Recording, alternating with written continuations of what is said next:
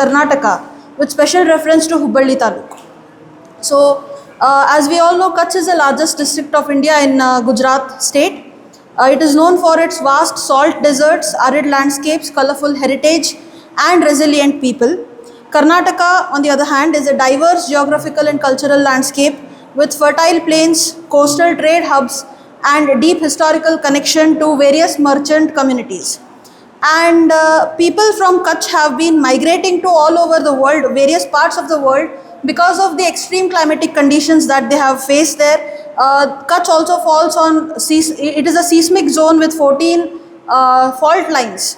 So that is why they always face several climatic calamities, natural calamities. And for this reason, people from Kutch have been going outside Kutch in search of economic opportunities and in search of livelihood and better living conditions. So Karnataka has been very welcoming to several of such diaspora, several communities that have come from various places, not only from India but from other countries as well. And Kutchi community is one of those communities that has found their house in Karnataka. Speaking of the Kutchi diaspora, we see that the Kutchi speaking community has travelled far and wide in pursuit of economic opportunities. We find them not only in Indian cities like Mumbai, Bengaluru, Kolkata and Chennai, but also in other countries like Kenya, Uganda, Tanzania, South Africa, UK, USA and so on. In Karnataka, I have identified three distinct groups of the Kutchi community, religious groups. First of those was the Kutchi Muslim Memons who came to Karnataka in the beginning of the 19th century and settled in various trade centers like Mangaluru, Bengaluru and several other cities. In Hubballi Taluk, we find only two families, but they have their share of economic and political contributions to Karnataka. I can come back to that point later. The next group that came to Karnataka from Kutch was the Kutchi Jains of the Oswal caste, and today they form a major part of economic force of Karnataka, and especially when we see Hubli, there are about 250 to 300 families of this Kutchi Jain community that hold major economic power.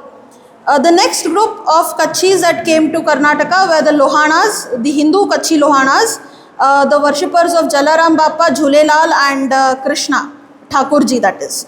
And they have very close cultural ties with the Sindhis as well, who also happen to reside in Karnataka.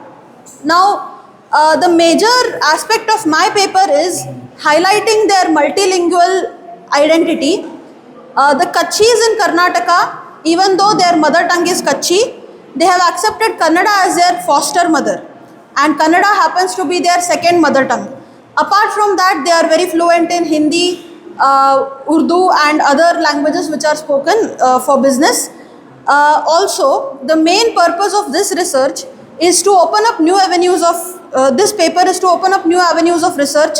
There are so many aspects of this diaspora, and oftentimes when we talk about regional history, we forget to take in account the diaspora. We forget to take in account of the people who have come from elsewhere and become part of that particular culture. And that is why I have chosen this topic. The Kutchi community has its own distinct culinary system, its own dressing system, and its own way of living, which they have included and mixed with the Kannada culture.